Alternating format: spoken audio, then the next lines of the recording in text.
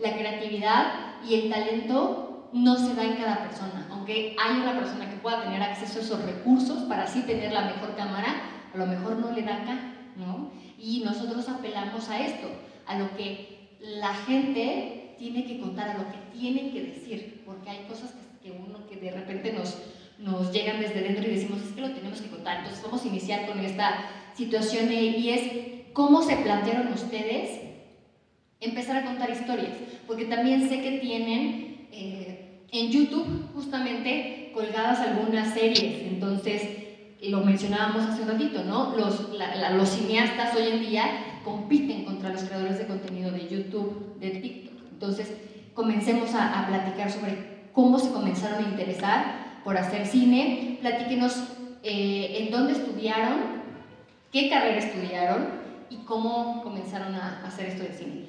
Yo soy Verónica Revy, soy egresada del Colegio de Literatura Dramática y Teatro de la UNAM en CEU.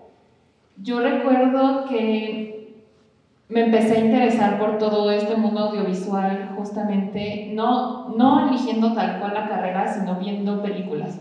Había películas como, por ejemplo, una de mis favoritas es Titanic, que siento que tiene un buen guión, tiene muy buenas actuaciones y en general emociona. A mí me emociona muchísimo esa película. Entonces yo dije, ¿cómo es que se empezó a contar esto? ¿Cómo se empieza a generar este proyecto? Entonces, al preguntarme eso y al yo entrar a la carrera, ahora sí, de literatura dramática, empecé también a tener clases donde tú te empiezas a cuestionar ciertas cosas. ¿Qué temas te interesan a ti? Y sobre eso se empiezan a generar ideas. Yo empecé, digamos, preguntándome qué es lo que quiero compartir con las demás personas y por qué, cuáles son los temas más importantes. Al empezar a tener algunas clases de realización audiovisual, de guión para cine, incluso las de actuación, uno tiene que estar recorriendo historias todo el tiempo. Lees obras, ves películas y desde ahí yo siento que empezó como mi interés hacia contar algo hacia el espectador. Después nos empezaron a pedir un maestro de realización que nosotros mismos generáramos un guión. Y yo decía, ¿cómo voy a escribir un guión? Yo no sé escribir un guión. Es muy diferente escribir teatro a escribir cine, porque el teatro es aquí, presente, con ustedes, pero el cine no, es más, tienes que pensar en la imagen. Entonces también yo me fui adaptando un poquito en estas cosas. Bueno, primero, buenas tardes, soy Eduardo Morales, Eduardo Galván también. Aquí pasó algo muy gracioso porque ambos entramos a la misma carrera, ambos queríamos hacer teatro y fue en este momento en el cual comenzamos a tener estas materias que eran como una introducción un poquito hacia la cinematografía, no muy avanzado porque al final nuestra carrera era teatro. Pero en ese momento nos juntamos porque una característica de esa carrera es que son muchos alumnos. Entonces, por ejemplo, en la actuación para cine somos 30 alumnos. No vamos a pasar todos a hacer ejercicios. Entonces, nosotros nos planteamos cómo practicamos y de ahí comenzamos a explorar esta parte del cine. Primero fue como... básicamente todos los que entramos en este proyecto queríamos actuar, entonces teníamos que darnos esa oportunidad y pues la oportunidad la encontramos justamente agarrando una cámara y aprendiendo. Entonces tal cual empezamos sabiendo nada, tomando pues notas de algunas clases, tomando apuntes de videos de internet, de ahí fuimos aprendiendo, fuimos mejorando. Y sobre todo la decisión más grande fue en el momento en el que decidimos hacer la serie web, porque era la decisión justamente de meternos a terminar un proyecto que era de 5 capítulos completos con esta inexperiencia, ¿no? Pero todo con el fin de mejorar Y no solamente en ese punto mejorar en la parte de actuación, que era lo que estábamos buscando en un inicio, sino en la parte técnica del cine, ir aprendiendo para poder contar esa historia y que no fuera teatro. Ok, entonces, iniciamos justamente para comenzar, es que ellos propiamente no estudiaron ni comunicación, ni estudios cinematográficos, sino más bien la carrera de actuación. Entendiendo esto, es que ustedes no tenían ni idea cómo agarrar una cámara, ¿cierto? ¿Recuerdan cuál fue esa primera cámara que tuvieron? ¿Que fue una de celular o era una de las handicaps o qué era? Bueno, la primera cámara, yo tenía unos ahorros de varios años que no sabía para qué ocupar. Entonces, de pronto iba caminando por una tienda y vi que estaban en oferta unas DSLR. Okay. Las cámaras DSLR son cámaras tipo de fotografías que en su momento las decidieron adaptar digitalmente y ponerles la versión de video. Entonces eran cámaras de foto, pero ahora también tenían la función de video. Esas son las cámaras DSL de ese tipo. Sí. Y entonces, pues, creo que en mi caso ya tenía esa espinita de querer grabar algo, ¿no? Pero nunca había tenido una cámara. Había grabado cosas con mi celular y entonces en ese momento que vi que estaba en oferta y en mi inexperiencia dije, wow, qué super cámara y está en oferta, creo que la puedo comprar. No tenía absolutamente idea de cómo funcionaban esas cámaras para ese momento. Entonces, pues fue como el proceso de agarrarla y no sabes ni cómo darle a grabar, le das grabar pero no sabes ni qué settings se supone que tienes que mover, ¿no? Porque en ese momento... Te hago otra pausa, los settings. ¿Qué son los settings? Los settings son la manera de configurar la imagen, ¿no? Si quiero que se vea más alargada o más corta o con más luz o con menos luz, esos son los settings, ¿vale? Y pues entonces fue esta exploración que, bueno, afortunadamente estaba Verónica, que le entró a estos proyectos que eran más una experimentación de, a ver, vamos a ver qué podemos contar, algo sencillo que podamos grabar sin presupuesto. Y empezamos a hacer esos videillos que eran unos cortos muy pequeños y eran comedia, estaban muy chistosos, todavía están en YouTube. Eso fue poquito antes de la serie, ¿no? Fue lo primerito que hicimos y era solamente divertirnos y ir viendo cómo utilizar esos recursos que todavía no conocíamos. Ok, entonces, esta primera historia, que serán como pequeños clipsitos antes de la web, que es lo que entiendo, una cámara de SLR, pero ¿quién escribió la historia? O sea, ¿quién dijo, esto vamos a hacer, ¿no? Esa es la primera pregunta y después es, ¿ya tenían idea de cómo se escribía una historia cinematográfica?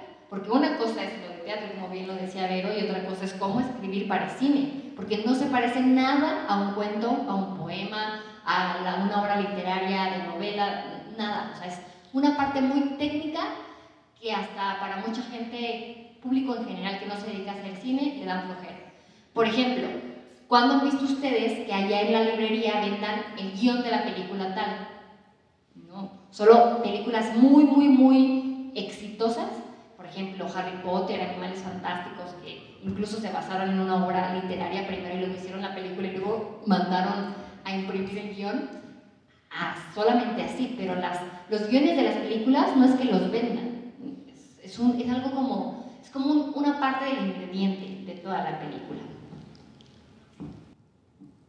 Creo que dependía mucho quién hacía la historia, porque precisamente nos metimos a la carrera porque nos gusta escribir cosas, ya sea pensamientos, poemas, como lo decías, novelas, teatro. Y de repente fue como, oye, ¿cómo llevamos esta idea que se me ocurre así chiquita para grabarla en la cámara, para aprovecharla, para saberla usar, ¿no? Para ver qué configuración le tenemos que poner? Entonces, la idea que se nos ocurría, por ejemplo, a Eduardo se le ocurrió una vez un asalto, ¿no? O sea, que iba una chava caminando por los pasillos de CU y de repente un asaltante llegaba y le quitaba la bolsa. ¿Y qué pasaba? La chica lo tenía que perseguir. Y entonces ahí veamos, bueno, ¿cómo vamos a grabar lo del asalto, el robo? O sea, ¿qué hacemos? Entonces, en la cámara hicimos que fueran persiguiendo al ladrón, ¿no? Y entonces cuando ya tienes la idea y empiezas a pensar en cómo grabarla, es cuando empiezan a surgir esta experimentación. Y ya que lo ves, ya que está grabado, dices, ay, es que esto hubiera quedado mejor si la cámara tal vez hubiera grabado del otro lado. O se hubiera visto mejor en esta parte que hubiéramos visto la cara del ladrón. O así. Bueno, y en cuestión de cuando comenzamos la serie, originalmente era un cortometraje. Entonces, primero dijimos, vamos a hacer algo un poquito más bajado, porque grabamos comedia y cosas como de historias sobrenaturales, pero siempre en un formato hasta cierto punto improvisado, que era muy divertido, pero en ese punto iba a ser 14 de febrero y dijimos, tenemos un guión de eso, vamos a hacerlo. Y lo hicimos, lo subimos, le gustó bastante a varios compañeros de la carrera, amigos que teníamos de la prepa que también lo llegaron a ver, y nos dijeron que si no habíamos pensado alguno en extender esto. Y de ahí dijimos, ¿por qué no? Entonces, en realidad tampoco teníamos idea de cómo se hacía el guión de una serie. Hicimos ese como cortometraje, que tenía ciertos errores, pero por lo pequeño que era, podía funcionar como cortometraje.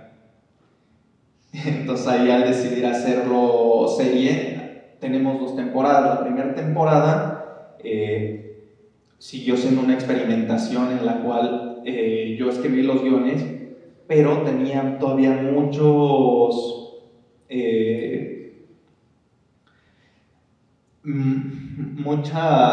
escribía todavía mucho al estilo de teatro, digamos, muchos diálogos, que fue algo que tuve que irme quitando poco a poco. En ese momento dije, pues puede funcionar, pero eran bloques de diálogos enormes que ya para después ya fuimos quitando y ya fuimos poniéndole más atención a lo que es un guión cinematográfico respecto o en contraparte con un libreto de teatro. Pero fue sobre esa marcha que... Tengo 2 preguntas. La primera es, ¿cómo se llama la serie web? Por si alguien quiere buscarla en YouTube y echarse las dos temporadas que lo puedan hacer. Y la segunda pregunta es, en sus palabras, cualquiera de los que quiera también responder, ya dijiste, tuviste que empezar a quitar diálogos de los guiones cinematográficos para que pareciera menos libreto de teatro. Y eso es como una manera de interpretar o de entender el guión cinematográfico. Pero me gustaría que a lo mejor a las personas que están aquí presentes que no saben ni siquiera cómo es un guión cinematográfico y tampoco un libreto de teatro, que les pudieran explicar, quizás con un poquito de mayor detalle o un ejemplo de cómo es un guión cinematográfico. No sé si alguno de ustedes, yo creo que sí, en algún momento de la vida ha podido entrar a ver una obra de teatro. Los actores normalmente se pueden parar en el centro del escenario a hablar sobre su vida. Y mi padre, y mi vida fue así y así, porque yo de niño tenía esto, y sufro porque no sé qué hacer, y todo el tiempo, ¿no? Y puede haber una cuarta pared, es decir, ellos están en su onda, expresando lo que sienten, y no hay nadie ahí, ¿no? La cuarta pared, que es como una barrera. Yo no veo al espectador. Pero también hay unas partes donde el actor sí puede estar hablando con el público, pero igual son unos diálogos enormes sobre su vida o sobre lo que les pasa. Pero en cambio, en el cine, en el guión, más que el personaje estar contando su vida, tú la estás viendo por medio tal vez de algunos flashbacks de cosas que le han pasado en el pasado. Cómo fue que de niño le pasó tal situación, pero más que nada el peso está en la imagen y no tanto en lo que dice el personaje. Y es lo que yo quisiera resaltar en esto de cuál es la diferencia entre escribir para cine, que la imagen tiene un gran peso, a el teatro, que ahí es donde normalmente la escenografía, el actor, todo el diálogo es lo que pesa y va llevando al espectador y lo sumerge en la historia.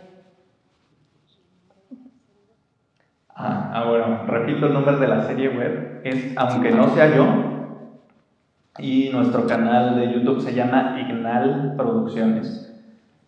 Vale. ¿Cómo se escribe para que? Es IKNAL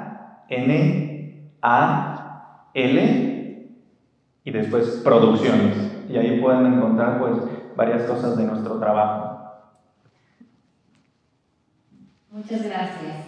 A mí me ha tocado dar clases de guión cinematográfico y de pronto a una persona que está aprendiendo algo nuevo le cuesta mucho. Y entonces, la forma de explicar, o la forma corta, porque no es de explicar, sino la forma corta de decir cómo se escribe un guión, siempre le digo a mis alumnos: un guión se escribe en imágenes.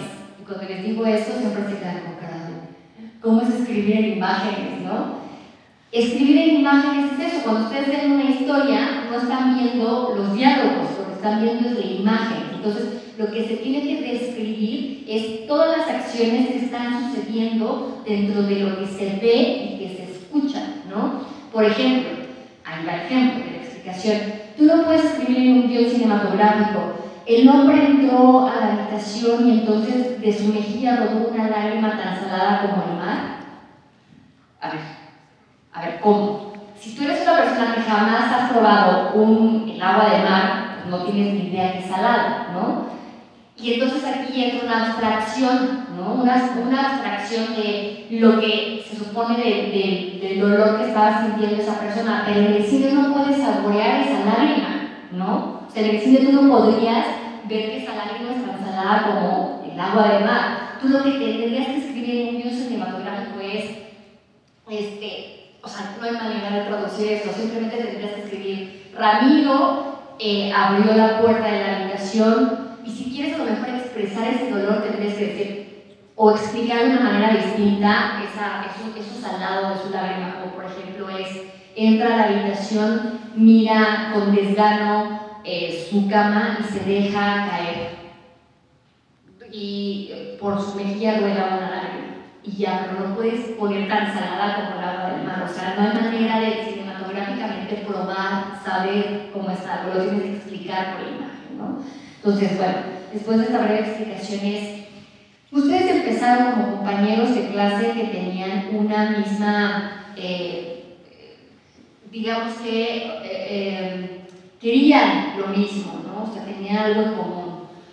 ¿En qué momento se comienza a profesionalizar, ¿no? ¿En qué momento, después de tanto practicar y practicar, a lo mejor alguien decide: voy a tomar un curso, voy a ver tutoriales de YouTube? ¿En qué momento comienzan a decir: ok, creo que voy bien, estoy mejorando con cada experiencia, es decir, con cada corto que yo hago, estoy puliendo cosas porque me doy cuenta en la prueba y en el error? Pero hay un momento en donde dicen: creo que quizás le debo de dar un poquito más de, no sé si la palabra sea formalidad, o quizás de profesionalización, no sé. Hay un momento en donde ustedes dicen: tengo que enfocarme más hacia el cine, a que el teatro a lo mejor. Bueno, yo creo que ese proceso, al menos en mi caso, se da sobre la marcha de esa serie web. De hecho, si ven la serie, el esquema que hay durante los primeros 3 capítulos y los últimos 2 es muy distinto la forma en que está tirada la imagen. Sin embargo, también está en un error, porque los últimos capítulos son televisión, se están tirados con televisión. Teníamos la posibilidad de conseguir un par de cámaras más, entonces tiramos con ese esquema, ¿no? Un máster y una cámara hacia uno de los personajes y otra cámara hacia otro de los personajes. Sin embargo, durante ese proceso de las partes finales de la serie, también estábamos tomando en la carrera esta clase que era como una introducción hacia la cinematografía, estábamos aprendiendo más y yo también empecé a investigar por mi cuenta. Prácticamente todo fue por internet. Busqué más formalmente libros de lenguaje cinematográfico, tutoriales de lenguaje cinematográfico, tutoriales de edición, empecé a investigar cómo funcionaban los lentes de la cámara. Digamos, todavía era un conocimiento muy básico durante todo ese proceso, pero una vez terminando esa serie y reconociendo también esos errores, porque decíamos, es que la imagen se ve más cuidada, pero el lenguaje cinematográfico ya no está porque ya es televisión. Entonces, dándonos cuenta de eso, ya cada uno fue investigando por su parte. Verónica se centró muchísimo en el guión, es muy buena guionista y obviamente ella como actriz también siempre estuvo pues, a un nivel más arriba y es lo que más le apasiona. En mi caso me empezó a gustar mucho la parte detrás de la cámara y empecé a buscar qué herramientas había en el cine, cómo funcionaban y se fue segmentando un poco nuestra organización. En ese entonces todavía no éramos Signal Producciones, pero ya empezaron a entrar otros compañeros y empezamos a tener más gente. Entonces, justo en el momento que se termina eso, los proyectos que siguieron ya no tenían esa parte tan amateur. Cada proyecto que queríamos hacer tenía que ser mejor en algo. Eso fue lo que nosotros queríamos hacer, pero sobre todo, pues seguir contando historias que pudieran llegarle a quienes lo vieran. Creo que igual fue mi proceso desde que íbamos haciendo la serie, pero en mi caso lo sentí más ya saliendo de la carrera. Dije, es que sí, yo puedo escribir y me gusta y tal vez lo hago bien y mi maestro me dice que muy bien, pero también aunque había otras personas que empezaron a entrar al proyecto porque les gustaba lo que estábamos haciendo, no era suficiente porque normalmente los que estaban ahí en nuestra carrera, todos quieren actuar de alguna manera. Yo quiero actuar, yo quiero hacer esto, yo quiero hacer, claro, pero detrás de cámaras se necesita también mucha gente, quien recoja el sonido, quien esté haciendo la producción, quien esté apoyando al director de fotografía. Y entonces yo dije, bueno, sí me gusta actuar a mí también, ¿no? Somos actores, todos queremos estar ahí con que la cámara nos grabe y mostrar nuestro talento y todo, pero pues también necesitamos quien organice las cosas. Entonces yo busqué cursos gratuitos en cultura en algunos faros. Empecé a tomar varios cursos de guión, de producción, me metí también a uno de maquillaje básico de efectos especiales, me metí a todo lo que pudiera porque yo quería aprender más cosas. ¿Por qué? Para que yo pudiera ser, digamos que un comodín en los diferentes proyectos que llegaran a surgir. Si en un proyecto yo era producción, yo ya sabía más o menos cómo organizar las cosas, pero si en otro proyecto faltaba alguien de maquillaje, yo podía hacerlo también. Entonces, al estar buscando tener esta versatilidad, también me fueron gustando otras áreas y ya dejé solamente de querer actuar y buscar más conocimiento. También, como decía Eduardo, buscando lo que vendría siendo los libros, viendo también las películas, viendo el arte, todo lo que hay en la imagen, cómo las personas empiezan a ver por qué esa silla está ahí y por qué es verde, o sea, qué sentimiento le quiere dar al espectador. O sea, son muchas cosas que uno, digamos que las personas normales que no les gusta tanto el cine y no lo empiezan a analizar, no se dan cuenta, pero siempre hay un porqué detrás de todo lo que ven en la pantalla. Voy a hacer una pequeña intervención para explicar muy brevemente también esto del formato de televisión. En la tele todo es más rápido, muy rápido. O sea, en una telenovela tienen que sacar capítulos antes, bueno, si siguen ahora ya les llaman teleseries, pero a diario tenían que sacar un capítulo de 45 minutos, ¿no? Más 15 de comerciales. Entonces todo el tiempo tienen que estar escribiendo y haciendo y grabando y editando.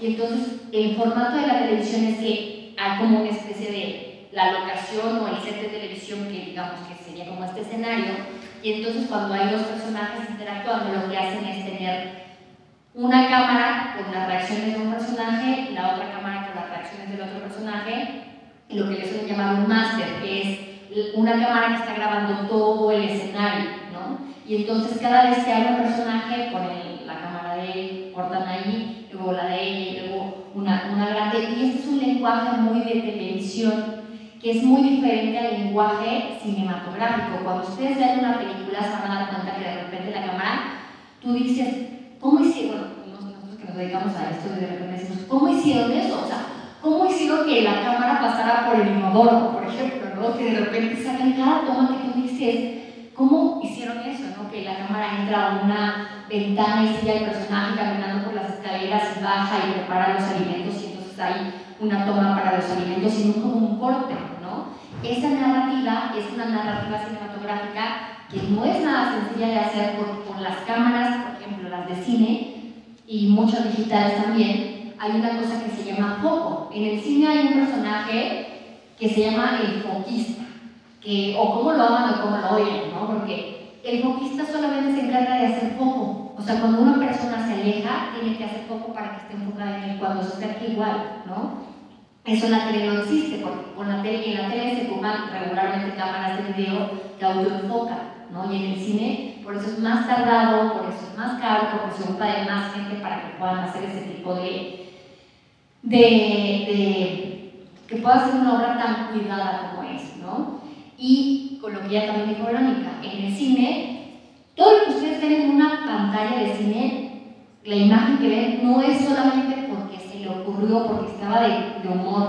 O sea, si un sillón es verde, es porque hay una razón de que sea verde, ¿no? Si el personaje lleva una medallita aquí, hay una razón por la que lleva esa medalla. Entonces todo está muy justificado, todo es muy, muy, muy pensado. Y por eso una telenovela que puede tener 300 capítulos, que se pueden echar en medio año o un año, 300 capítulos, una película de 60 a 90 minutos, a 2 horas o 3 si quieren, se puede llevar desde que se piensa hasta que se exhibe en cine 5 años, 10 años. O sea, de verdad es abismalmente diferente hacer una producción de televisión a una de cine y bueno, ni se diga el contenido en TikTok o de YouTube, ¿no? Que es completamente distinto. Entonces, bueno, regresando a esto, que ya comenzaron a profesionalizarse también ustedes y que comienzan ahora a ir puliendo sus habilidades que se encontraron que sí las tenían y que incluso fueron descubriendo otras que no sabían que tenían,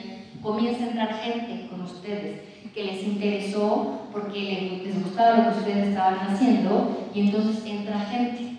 ¿Cómo entran estas otras personas? ¿Son compañeros? ¿Conocen gente de otras carreras? ¿Cómo es que estas personas se comienzan a integrar al equipo y qué comienzan a hacer? O sea, ¿en qué áreas comienzan a trabajar? Porque además quiero también que ustedes se cuenten cómo se comenzaron a dar cuenta que ustedes no podían hacer todo. O sea, cómo se empezaron a dar cuenta que no eran suficientes sus manos y que había más áreas que se tenían que cuidar. O sea, que a lo mejor ustedes las podían hacer, pero que iban a estar bien hechas, ¿no?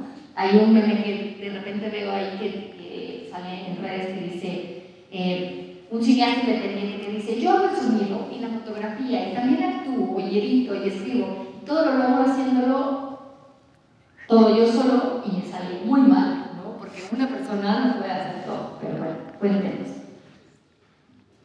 Yo creo que eso se da justamente en el momento que grabamos la segunda temporada de la serie. Ya teníamos más conocimiento, el proceso de guión fue muy distinto. O sea, lo escribimos ambos haciendo pues ya el método que habíamos desarrollado a lo largo de estar escribiendo guiones y con asesorías que habíamos tenido con nuestros maestros de la carrera. Entonces teníamos un esquema muy distinto. Queríamos hacer algo que técnicamente fuera muy superior a la primera temporada y de cierta forma se logró, pero justamente en ese afán de querer llegar más alto fue donde nos dimos cuenta que que ya no íbamos a poder subir mucho más si no empezábamos a meter más gente. ¿Por qué? Porque nosotros, los días que nos iba bien en crew, éramos 4 de crew. Y los días que nos iban mal, éramos 2 y además estábamos actuando. Y entonces ahí era una bronca porque yo tenía mi shooting list con ciertos movimientos, pero pues sales a cuadro y también ella sale a cuadro, entonces ¿qué hacemos? Y teníamos que pedirle a nuestros compañeros actores que operaran la cámara. Y entonces eso no salía muy bien muchas veces y fue cuando te topas, ¿no? O sea, no importa qué tan preparado estés, cuánto te hayas formado para que técnicamente ya estés en un nivel muy alto, el cine no se puede hacer solo. Y era algo que tuvimos que aceptar. Yo decía, no, yo no quiero depender de nadie en cierto momento, por eso me puse a aprender de todas las áreas, y de todas las áreas me defiendo, puedo hacer un buen trabajo, pero esa es la cuestión, puedes hacer un buen trabajo en esa área, pero no puedes hacer todas las áreas al mismo tiempo. Verónica, por ejemplo, llevó toda la parte de la producción de la segunda temporada, y era una cosa... Pues era un monstruo porque nos superaba demasiado, eran 7 capítulos, eran 100 páginas de guión entre los 7 capítulos, y hacerlo casi sin presupuesto y con un crew mínimo, y estar ahí fue donde creo que caímos en cuenta que necesitábamos necesariamente más personas. Sí, claro, para mí fue muy evidente cuando hay una escena en un restaurante. De hecho, fuimos a hablar con una señora para darle, digamos, cierta publicidad a sus salones de fiestas, y por eso no le dimos, no le pagamos para poder grabar ahí. Entonces, en esa secuencia tenía que aparecer, se supone que los personajes van a cenar al restaurante, y pues uno cuando va a cenar en la mesa, pues hay platos, hay cubiertos, hay cosas, ¿no? Lo que sucedió ahí es que si bien yo estaba en producción, ese día yo estaba actuando, y le pedí a una compañera actriz que me hiciera el favor de checar ciertas cosas como lo de los platos. Entonces a ella, por X situación, no pudo, se le olvidó, no sé qué sucedió, pero el día de la grabación estaban las mesas, los manteles, los actores, las cámaras, todo, pero no había platos. Y fue así como de, ¿y ahora dónde consigo platos? ¿No? O sea, yo voy a estar actuando, no me puedo salir como producción a buscar, oigan, préstenme platos, o a decirle a alguien, no sé. Y entonces ahí fue donde dije, es que o hago producción o hago actuación, o sea, no puedo con esto. Y después en otros proyectos, yo empecé a salir en otros cortometrajes con otras personas, con otros estudiantes de cine, y así fue como empezamos a conocer a más personas de otras carreras, a unos que estaban estudiando en escuela de cine, a otros de comunicación. Y entonces cuando sales en otros proyectos y nos empezamos a ayudar entre todos, te puedes empezar a jalar a más gente para que te ayude en tu proyecto, aunque no les pagues, está bien. Y entonces tú ya tienes el compromiso de, ya me ayudaste, entonces yo te ayudo en lo tuyo. Y así se va creando como este equipo poco a poco. Eso es muy importante. Ok, entonces, definitivo, el cine no se puede hacer solo porque o estás actuando o estás detrás de la cámara, las dos no funcionan al mismo tiempo. No, y de hecho me tocó que en algunas secuencias todo el mundo estaba haciendo lo suyo, estaban unos saliendo de extras, el director de fotografía también lo agarramos así de, llena el cuadro porque se ve muy vacío, ponte ahí. Y entonces el director de fotografía como que checaba su cuadro, bueno, sí, me voy a poner ahí, ok, ya está bien. Y ya todo el mundo estaba ocupado haciendo lo suyo, ¿y quién le da a grabar? O sea, entonces yo recuerdo que rápidamente, o sea, yo estaba, digamos, detrás de Eduardo y la cámara estaba como por acá, entonces me venía corriendo, ya les decía, ya vamos a grabar 1, 2, 3, ¿no? Le ponía cámara corriendo, y ya, le ponía play y me iba corriendo hasta mi lugar otra vez de inicio. Y ya empezábamos a grabar. Y era súper caótico y súper extraño porque ya que quedó todo, ahora vamos a ver cómo quedó. Y ya que revisábamos, no, pues es que tú como que te saliste de cuadro y no te ves, y tú te estoy cortando la cabeza, entonces se vuelve todo muy extraño, ¿no? O sea, si tienes a alguien en la cámara, te podrías ahorrar muchísimo tiempo y no tener todo este tipo de errores que se pueden evitar. Sí, bueno, es que el entusiasmo a veces no es suficiente, ¿no? O sea, somos jóvenes muy entusiastas, ¿no? Pero de repente también necesitas ser mucho más formal, ¿no? Y entender, necesito el equipo. Y lo dijiste en un momento, bueno, empezamos a conocer gente con también los mismos intereses, pero yo también de otras carreras. Yo les ayudaba, no les cobraba, y entonces ellos ya también tenían un compromiso de, si yo los invitaba al proyecto, venir y apoyarme también sin cobro, ¿no? Entonces, el cine independiente, sobre todo cuando estamos empezando, es así, no es como de, son paros, son favores, ¿no? Tú me ayudas, yo te ayudo y juntos hacemos las historias, porque pues no tenemos esos millones o esos miles de pesos que se necesitan para hacerlo de manera profesional. Pero entonces, ya existen estos casos que lo van haciendo de manera gratuita, digámoslo, porque vamos adquiriendo experiencia. Eso es lo que se va adquiriendo, experiencia y gente conocida, contacto, ¿no? Pero sí se necesita el dinero. ¿Para qué se necesita el dinero? ¿En qué áreas es definitivo que o sí debes de tener dinero? Si no, no se puede. Yo creo que la parte más importante cuando estás en un proyecto así es mínimamente tener dinero para el catering. ¿Qué es el catering? El catering es la comida que le vas a dar a todos los que están participando en el proyecto, porque puedes conseguir que entren a tu proyecto a apoyarte y que sea gratis, sea de amigos y de que creen en el proyecto. Lo mínimo que uno puede ofrecerles es la comida. O sea, creo que eso es lo que no puede faltar de ninguna forma. La parte de la comida, sí. Y ya después vas repartiendo los gastos dependiendo cuánto presupuesto tienes y qué tipo de proyecto es, ¿no? Y a qué le puedes dar el énfasis. Por ejemplo, si quieres grabar un corto de terror, ya tienes el catering cubierto, ya tienes la parte, probablemente el transporte también es una cosa que se tiene que cubrir. En un corto de terror, ¿qué importa, no? Tienes un monstruo, quizá parte de tu presupuesto tiene que irse a inyectarle a alguien de maquillaje para que pueda quedar bien, ¿no?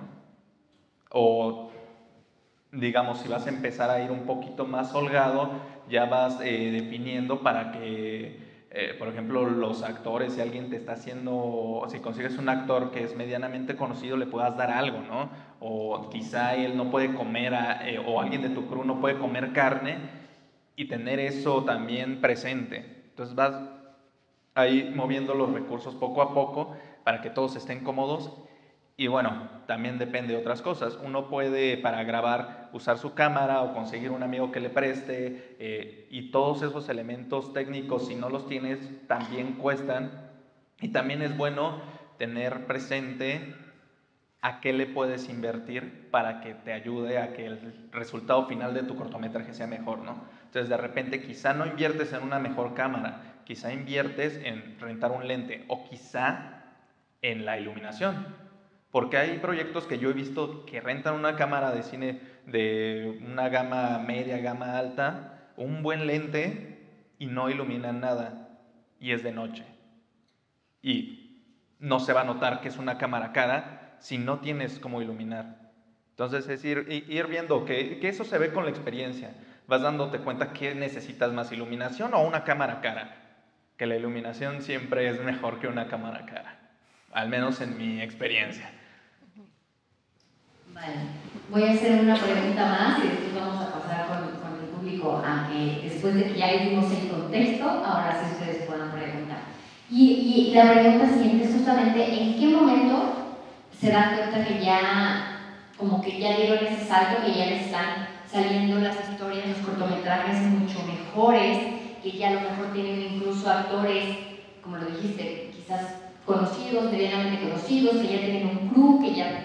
O sea, ¿en qué momento sucede esto? Y también cómo empiezan a llegar quizás las selecciones de festivales, que dicen, bueno, ya el festival nos seleccionó, eso significa que de alguna manera tenemos cierta calidad, que la obra está siendo reconocida porque se filtró, sin lugar a dudas, se filtró porque hay más cortometrajes que inscriben a ese festival y de 50, por decir un número, de 50 eligieron 5 y dentro de esos 5 estábamos nosotros, ¿no?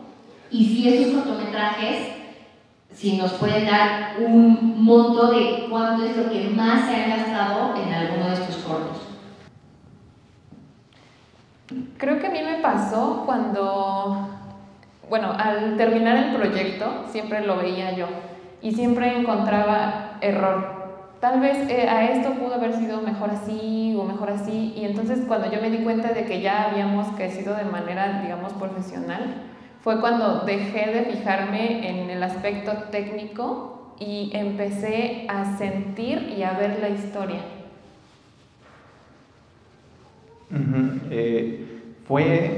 O sea, si es por como en una cronología, justamente con el corto de los zombies, que fue el primero, que fue con un crew un poquito más grande, y en el cual, digo, todavía estuvo limitado, pero digamos que ya están un poquito más segmentadas las funciones, que se logró, al menos en mi caso, ver una dirección, una verdadera dirección. Porque antes grabábamos y por esas mismas limitantes era como, bueno, ¿cómo va quedando? No planeabas tanto cómo ibas a contar, sino que se viera lo que ibas a contar. Y creo que en ese punto empezamos a conocer más gente, porque también el corto lo mandamos a un pequeño festival en Fesco Autitlán, y de ahí conocimos más gente que se interesó por el trabajo. Después aquí en Miradas Locales lo enviamos, que bueno, ahí fueron unos meses después, porque también quisimos entrar a un corto de comedia con el corto que inscribimos ese año, que se llama Tú me gustas, que seguimos el mismo esquema. Ya nos había funcionado una vez tener áreas definidas, y con Tú me gustas ocurre lo mismo, que incluso tiene, en cuestión de ritmo, creo que todavía es mejor. Y ya de ahí, de poder probar un esquema más apegado a lo profesional, en el cual tienes un crew con funciones definidas, que sabes que no te va a fallar porque conoce la herramienta que está haciendo. O sea, si está haciendo sonido, va a estar haciendo sonido, y sabe ocupar la grabadora y sabe microfonear, y te da una gran diferencia. Y una vez haciendo eso, ya no te quieres regresar a un esquema no tan formal, pues, porque ya lo conoces, sabes que funciona, sabes que te ayuda a contar una historia, porque dependiendo del área en el que estés, puedes entrar mejor a hacer esa área. ¿Cuánto es lo que más ha costado? Bueno, de estos cortos que hemos inscrito, me parece que el más caro fue este último, el de El grito que nunca dimos. Más o menos costó como 8,000 pesos.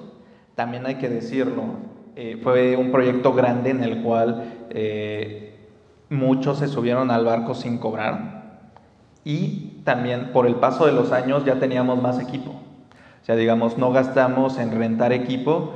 El productor consiguió que nos prestaran algunas cosas, y ya con eso pudimos salir al menos en todas las herramientas que íbamos a ocupar, que al final muchas de ellas tuvieron problemas. Por ejemplo, por primera vez usamos un sistema de transmisión de video que fue prestado, fue gratis, pero justamente como era gratis, era un sistema que fallaba muchísimo y nos generó otros problemas. Pero bueno, nos ahorramos casi toda esa parte de rentar equipo. Básicamente el presupuesto se fue en transportes, catering, que es la comida, y en vestuario y algunas cosillas de arte, que creo que se nota una diferencia cuando inviertes en la parte de arte, que muchas veces no se toma en cuenta, pero cuando se toma en cuenta da una gran diferencia.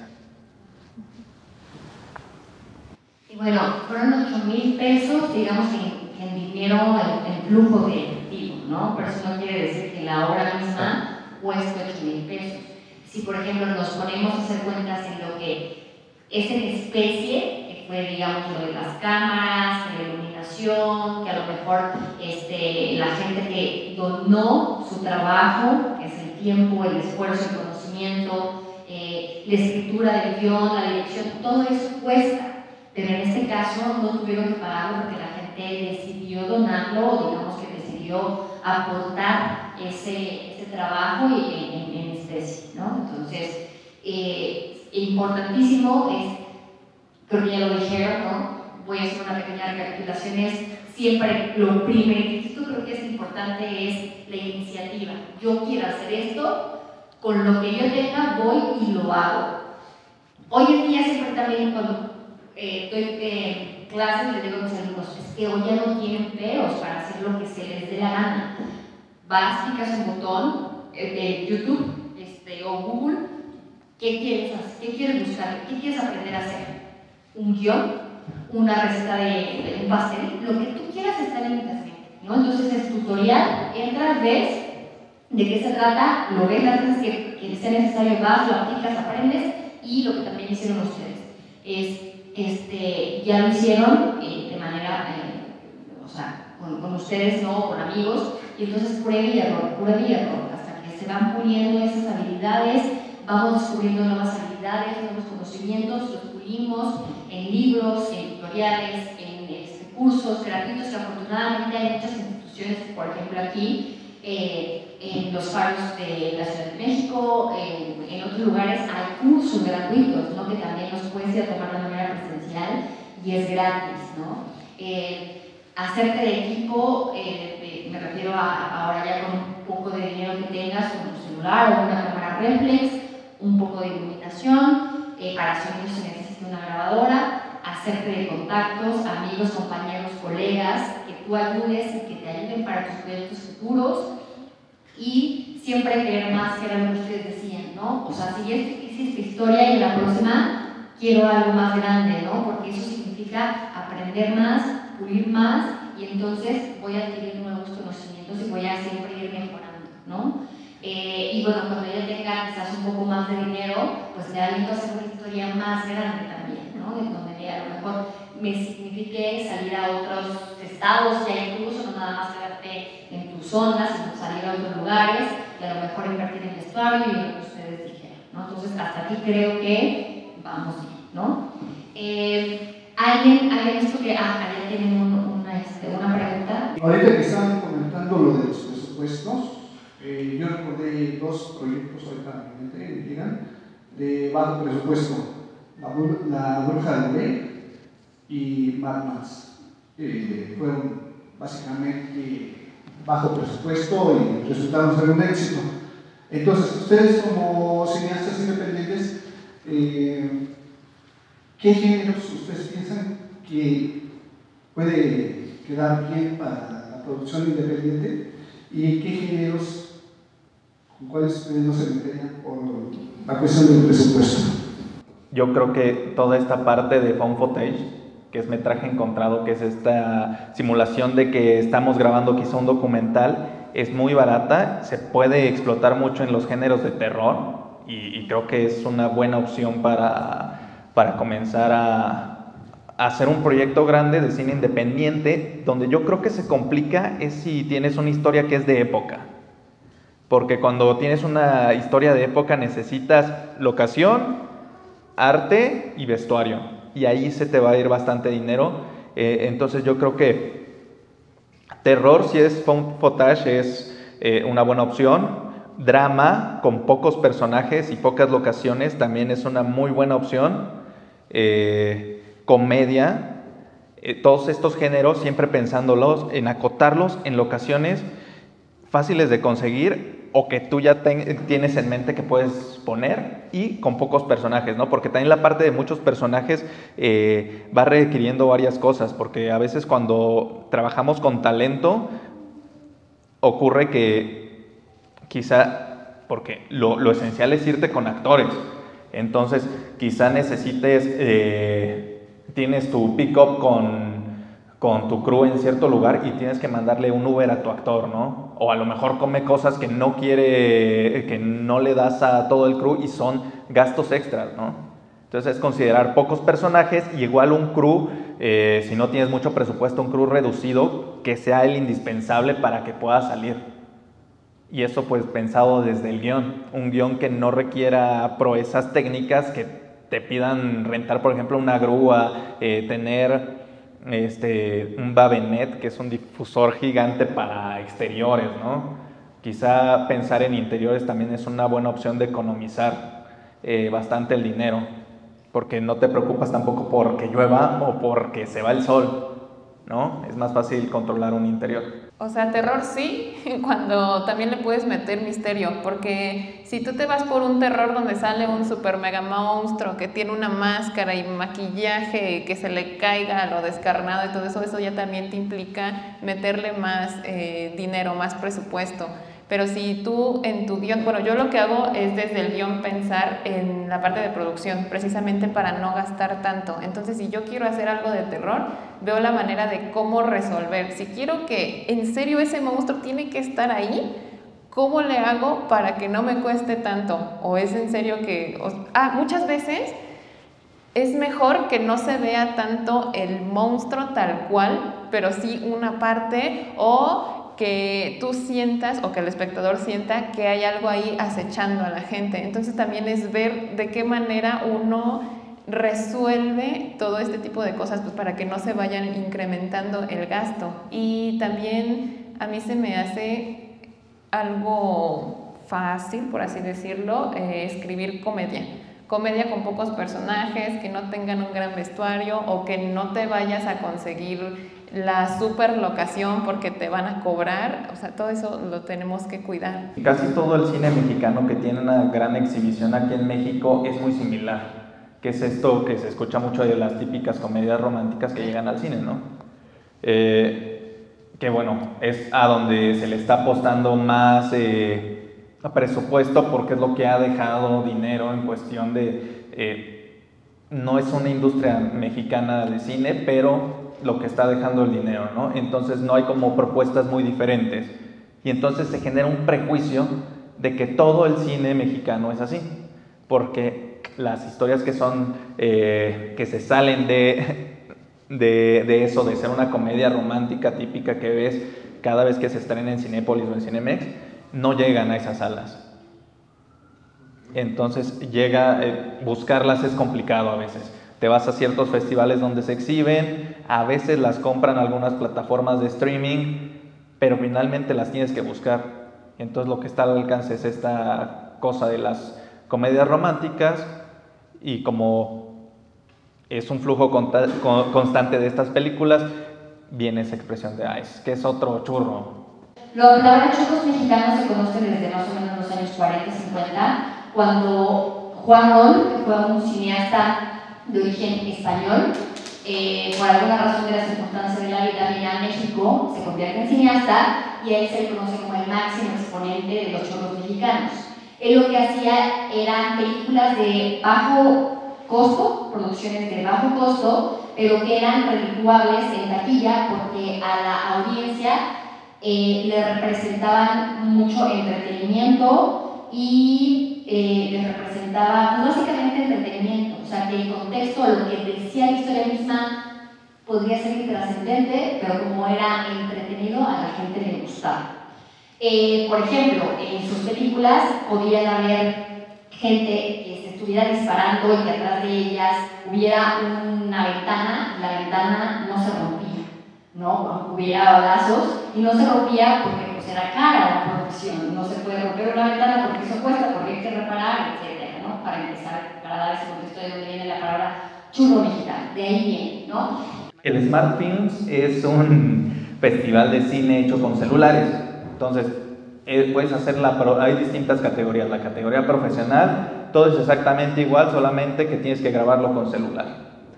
Lo que ocurrió ahí, y que veo que ocurre en varios festivales, es que los cortos que ganaron eran cortos que no conectaban con el público. Eran cortos que decías, se ven bien, se escuchan bien, pero nadie va a hablar de él. No están conectando con el público. Y había cortos que veías que a la gente le agradaba, y ahí hay una desconexión entre jueces y público. Y también creo que en algunos casos se da que se segmenta, se radicalizan mucho los polos de nosotros cineastas. Entonces, o queremos ser comerciales o queremos tener una voz. Pero aquí es, ¿cómo quieres tener una voz si es cine? ¿Quieres hacer algo meramente tuyo o quieres hacer algo también para los demás? No digo que en todos los casos ocurra, pero sí tenemos películas que son muy alabadas por la crítica, no en todos los casos, pero que con el público no conectan. Y hay veces que solamente se quedan en, es que no lo entendiste porque no has leído. Yo creo que eso sí es un problema. Yo creo que como cineastas tenemos que buscar que tener una voz, o sea, no callarnos, porque callarnos también está mal y ceñirnos a decir, pues voy a hacer cine para vender, porque en primer lugar, difícilmente el estándar de los cineastas vamos a vender un largometraje para que salga en Cinépolis. Entonces yo creo que lo complicado está ahí, en conseguir mantener los temas que a ti te interesan, pero también buscar conectar con el público. Y aquí, por ejemplo, en nuestro caso que creamos Signal, lo que nosotros queríamos hacer era historias que conectaran con el público, desde nuestro nombre, que es Ignal, que significa en compañía de, porque al menos para nosotros el cine es así, se tiene que ver en compañía. Si nosotros hacemos una película para verla nosotros, ¿para qué hacemos una película? Y creo que pienso que hay actualmente y muchos cortos que estuvieron en la selección cumplían con ese aspecto de poder conectar con el público. No voy a decir que todos, pero creo que sí hay cine que no está ignorando al público, que está buscando, quizá por la falta de recursos que ahorita nosotros tenemos a comparación de las grandes producciones, no nos vamos a ver, porque también muchos de los cineastas a los que no les importa el público, sí tienen fondos para poder estar haciendo películas y películas y películas en las cuales ellos hablan de lo que les interesa, pero sin pararse a pensar cómo los va a ver el público, y cuando reciben una mala crítica dicen es que no le entendiste, no leíste. Yo creo que como cineastas tenemos que ser empáticos y muy estrictos en que no podemos justificar que quizá nuestra película no sea lo maravillosa que nosotros pensamos, y quizá el público tampoco, el público no está equivocado. No podemos tacharlos nada más de que no, tú no me hables, es que yo soy el cineasta y aquí vengo yo a contar mi historia, y si no me entiendes, pues es porque no es para ti. Que efectivamente no existe una universalidad, pero creo que sí tiene que haber una búsqueda de conectar con el otro, que creo que es una maravilla que tiene el cine, que puedes verlo aquí, puedes verlo en Alemania, puedes verlo en todo el mundo y no se va a borrar, se queda ahí en imagen. Hay que cambiar la mentalidad, por ejemplo, para empezar, de la familia. ¿Qué pasaría si uno de sus hijos le dice, ¿sabe qué? Yo quiero ser cineasta, papá o mamá, ¿no? La mayoría, a ustedes me encantaría saber qué les dijeron en su familia, pero voy a poner mi ejemplo. Con mi familia, mi papá me dijo, estás loca. O sea, él cree que yo tengo muchos limitantes. Por ejemplo, el dinero, ¿no? ¿Cuánto costó Coco? Lo acabo de googlear. Costó 175 millones de dólares. 175 millones de dólares. Traducidos a pesos mexicanos son aproximadamente 3,000 millones de pesos mexicanos. No sé si algún día los voy a ver en mi cuenta de banco, ojalá que sí. Ojalá que sí. Pero para empezar, todo empieza desde la familia, entonces ahí viene el reto de regreso. Aparece de repente desde el núcleo familiar y eso se comienza a esparcir por los familiares externos, los tíos, los padrinos, no sé, los amigos, la gente alrededor de una persona que de repente dice quiero hacer cine, quiero ser cineasta. No, ¿tú cómo vas a poder? Para empezar, como que la gente piensa que el cineasta por allá lejos es un semidios o Dios, ¿no?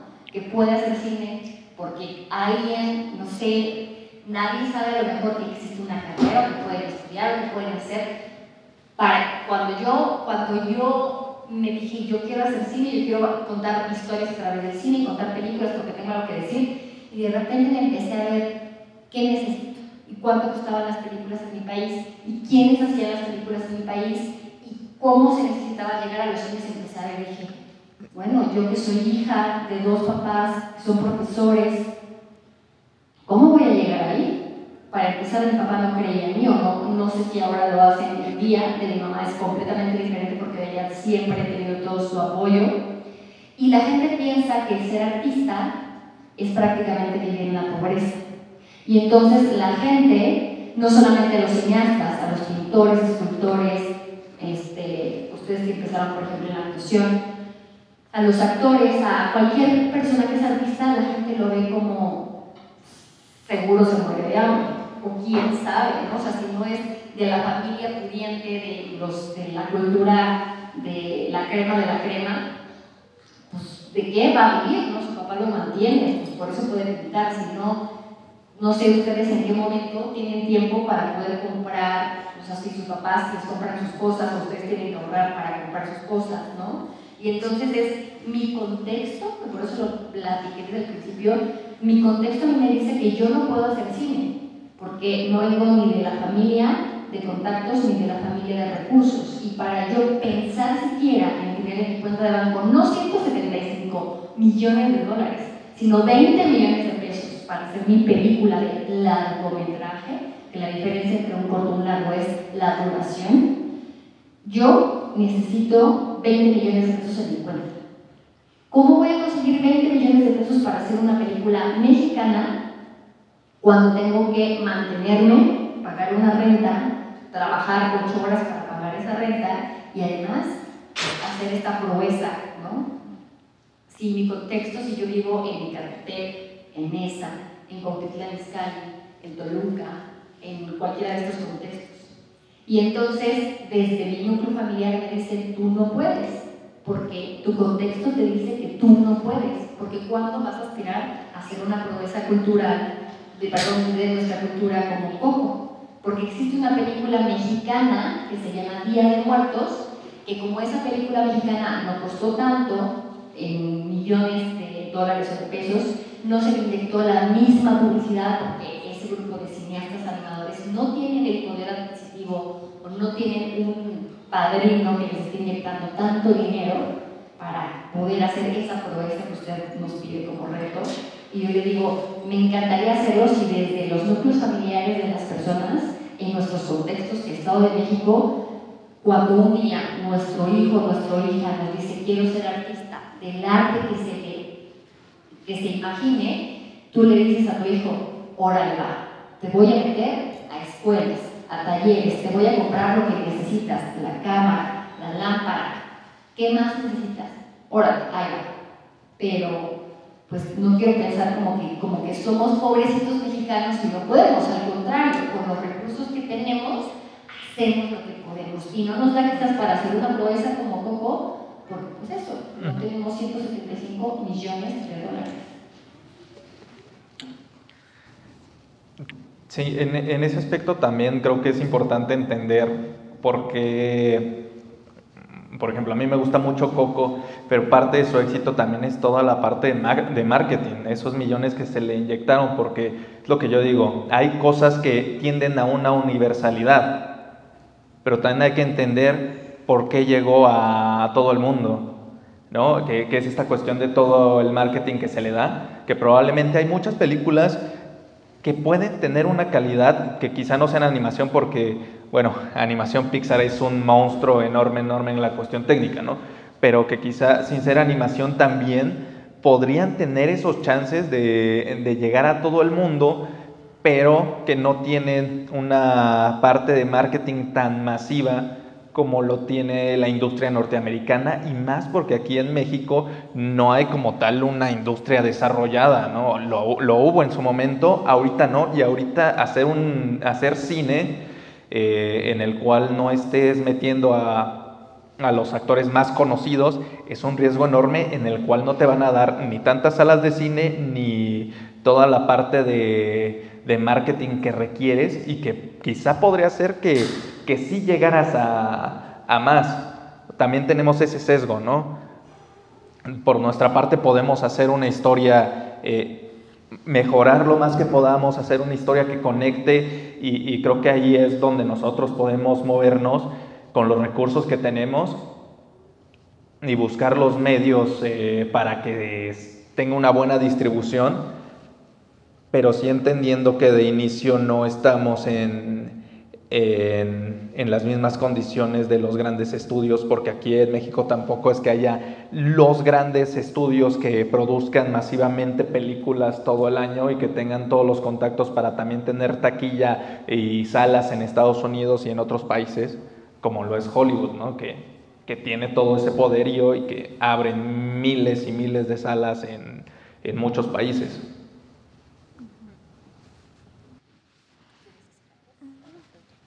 Ok. La película más, por ejemplo, la película número 1 en taquilla es No se trata de devoluciones, de Eugenio Derbez. Esta película, que es en México la película mexicana más taquillera de todos los tiempos, no se compara con las oportunidades, vamos a decirlo así, que tuvo, por ejemplo, Avengers Endgame, Infinity War y todas esas películas norteamericanas. Por ejemplo, vamos a decir algo, de 1000 salas, en 1000 salas se estrenó Avengers, la que quieran, Endgame, Infinity War. No se trata de devoluciones, estuvo en 100 salas. Sin embargo, en esa comparativa me refiero a proporcionalmente, No se trata de devoluciones fue más redituable porque logró recaudar más dinero en esas 100 salas que si Avengers, por ejemplo, hubiera tenido esas 100 salas, si hubiéramos reducido equiparablemente, hubiera recaudado menos y solamente le hubieran dado 100. ¿Qué pasa? Lo que yo hablaba en un principio, las cuestiones de mercado. Si yo logro hacer una proeza, que además, yo no sé ustedes, ya es cuestión de gustos, si a ustedes les gustó nuestras devoluciones, es cuestión de gustos, esa película la hizo Eugenio Derbez con todo el apoyo de Televisa detrás de él, con el dinero de Televisa y con el dinero de otros aportantes, ¿no? Hicieron más o menos que costara la película 100 millones de pesos. Ya no los 20 que una película regular cuesta, sino que esta costó 5 veces más. 100 millones de pesos costó No se trata de devoluciones. Entonces, por cuestiones de mercado, porque las películas extranjeras necesitan recaudar más dinero y a comparación con nosotros nos hacen a un lado, le dieron a estas películas Infinity War o Avengers Endgame, le dieron 1000 salas, pero no logró recaudar lo que es esa película mexicana. Entonces, si yo lograra cumplir su reto y lograr hacer esa proeza, el día que salga mi película en esas salas, nadie me va a decir, claro que sí, Magali, te voy a dar 1000 salas porque estás junto a esa otra película norteamericana. Nadie va a hacerlo. Por eso también venimos a este tipo de lugares, a este tipo de espacios para decirles, bueno, esto es lo que estamos haciendo con lo que tenemos, porque si tuviéramos quizás más recursos, podríamos hacer muchas más cosas, ¿no? Porque la creatividad y la imaginación la tenemos. Lo que no tenemos es las leyes a nuestro favor, porque incluso desde las leyes, como les mencionaba el Tratado de Libre Comercio, a los cineastas no los protege y deja entrar de 10 salas en 9 películas norteamericanas y en una, en la más feita y en la mañana y en la noche, a la película mexicana. Tiene que ver con cuestiones de mercado, tiene que ver con cuestiones de poder, que, de nuevo, nosotros no nos vamos a poner a competir, como dicen, con sazón a las patadas, porque Verónica, Eduardo, yo y los cineastas que presentan en el festival no son Pixar, Disney, Universal, Fox, etc., ¿no? Entonces, tendríamos que cambiar desde la mentalidad de nuestras familias, desde casa, para empezar a inculcar que el arte no es morirse de hambre, que el arte nos dé identidad y que el arte un día podemos lograr que eso nos haga sentir tan orgullosos como Coco lo hizo. Pero todavía no estamos ahí, falta mucho camino y agradecemos que nos abran estos espacios para venir a decirlo, para venir a contarles lo que le está pasando al cine mexicano y a la gente que está intentando hacer historias o contar historias, que no puede hacer todavía un largometraje de 100 minutos, porque para lo que nos alcanza es para 2, para 3 o para 10, ¿no? Pero estamos en ese camino y por eso estamos, por lo menos nosotros desde nuestra trinchera Mirada Locales, humildemente 8 años, pero estamos trabajando para que ojalá eso algún día cambie. Antes que nada quiero felicitarlos,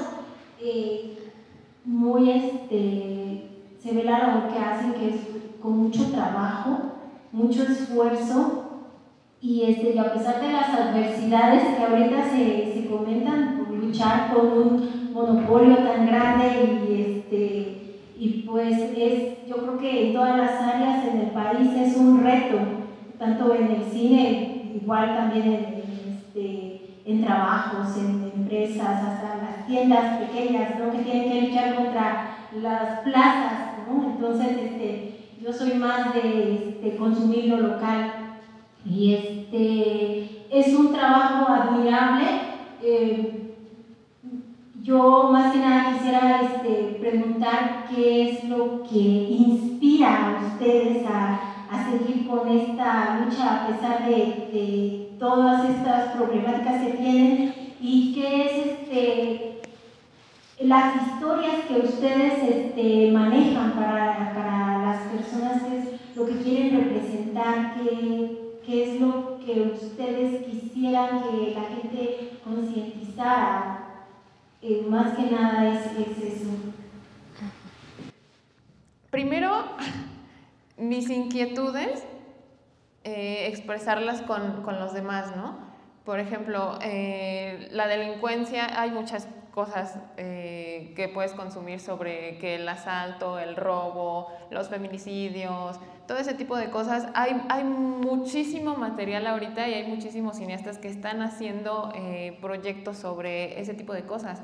Pero también hay otras personas que nos estamos centrando, no tanto en esos problemas que, como había mencionado, que los estamos viendo todo el tiempo y en las noticias están siendo bombardeados todo el tiempo, sino también hay cosas como, digamos, comedias románticas, el amor, ¿no? Simplemente el enamorarte de una persona o que haya ahí alguna otra situación. ¿Por qué me duele esa situación con esa persona? ¿Por qué esos dos rompieron, no? ¿Qué hay ahí? Y como digamos, este conflicto interno que yo tengo, ¿cómo lo paso al espectador para que ese espectador también sienta ese rompimiento a pesar de que no conozca a los personajes o que los personajes sean más jóvenes que el que lo está viendo? Como esta identificación, siempre busco que el espectador llegue a sentir algo con la historia, más allá de la calidad técnica, del tema, pero que también le deje un mensaje. Bueno, al menos eso en mi punto de vista.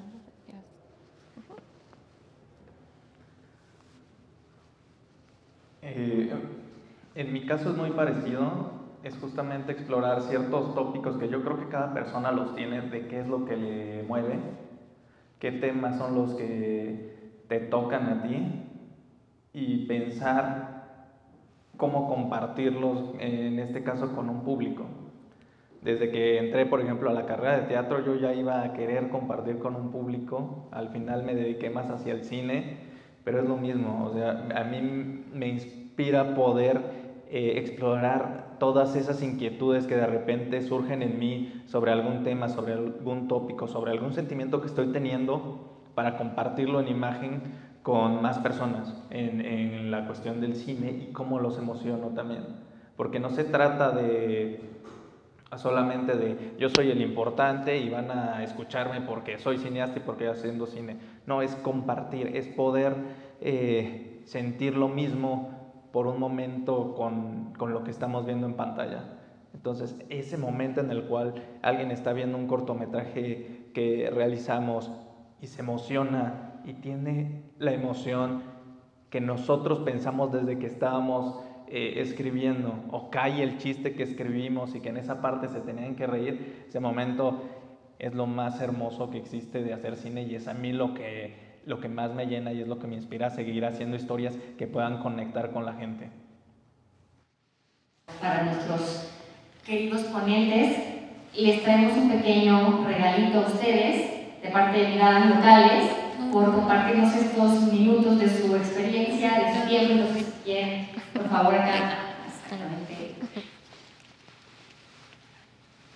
Para allá, luego para aquí. Gracias. Muchísimas gracias, de verdad, muchísimas gracias, Vero. Y un aplauso.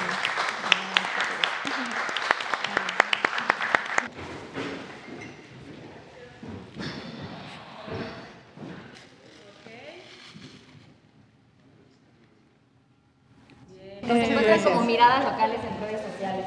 Gracias. Muchas gracias por habernos acompañado.